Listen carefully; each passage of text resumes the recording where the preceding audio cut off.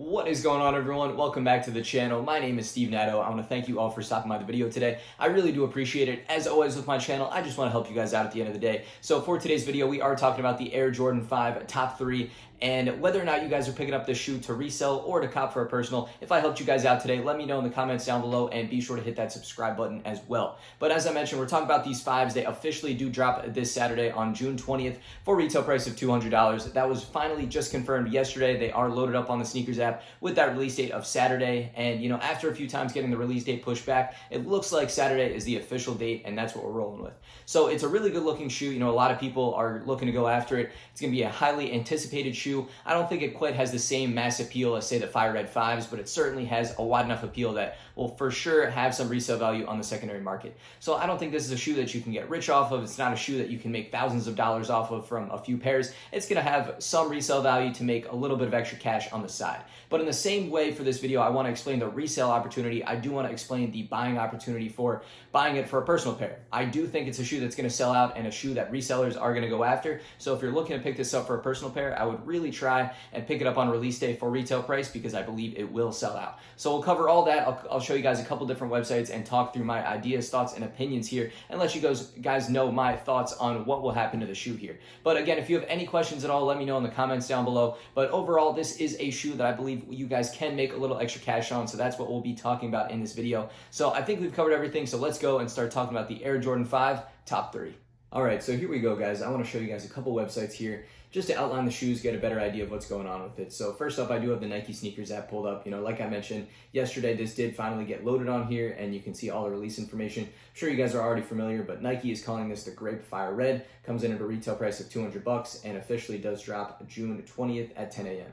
So again, you guys can see all the pictures. I'm sure you guys are familiar, but it's a cool looking shoe. It's a combination of a few different things, and that's why the other name for it is the top 3. So you can see it's got some writing behind the tongue in terms of the colorways and whatnot. But in my opinion, also, it does look a little more kind of interesting. There's a bit more going on with it and a little bit different than, say, the Fire Red 5s for a comparison.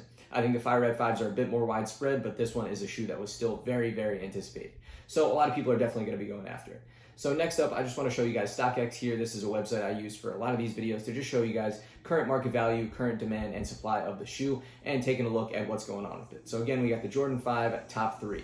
So if we take a look at the sizing here and see where prices are currently, it's Tuesday when I'm recording this. The shoes do drop on Saturday, so the prices on the shoes are still a bit all over the place. If we look at just 8 to 13, the prices are right around $240 to around $265 from the low to the high end.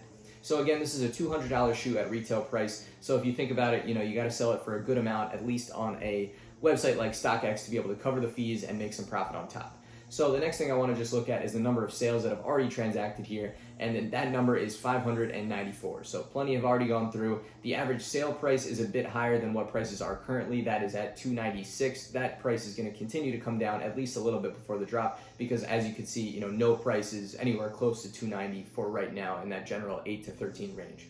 So my opinion here on what I think is going to happen is I think it's going to be pretty similar to all of the other big Jordan Retro releases that have dropped recently.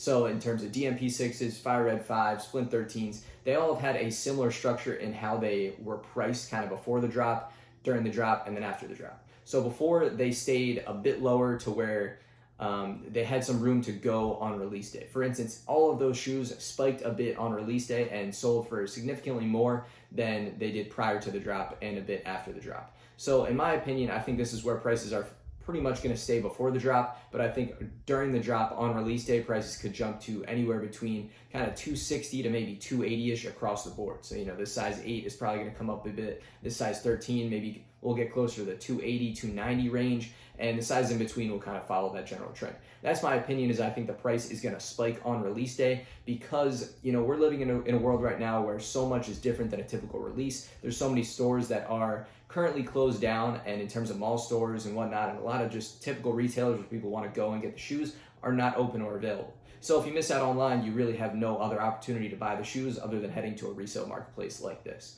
So that's what's happened with a lot of the other big Jordan Retros that have dropped recently, and that's what I anticipate is going to happen here. So again, as you can see from the numbers, it doesn't mean that there's a ton of money to be made, especially if you're paying tax on the shoe. I think on the low end, especially if you're selling sometime around now, your profit is really going to look at around $10 to $20 on top of that $200 price point. But on the high end, after the spike on release day, I think you could be looking to maybe a maximum of around $50 profit on the shoe.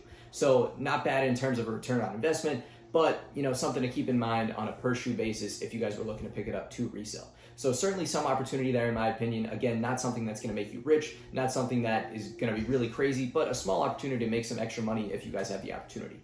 But it all kind of relies upon if you guys are near a store, if you guys can buy it online and get it in hand quickly. So there's a lot of different factors, but just overall there is some opportunity there at the end of the day.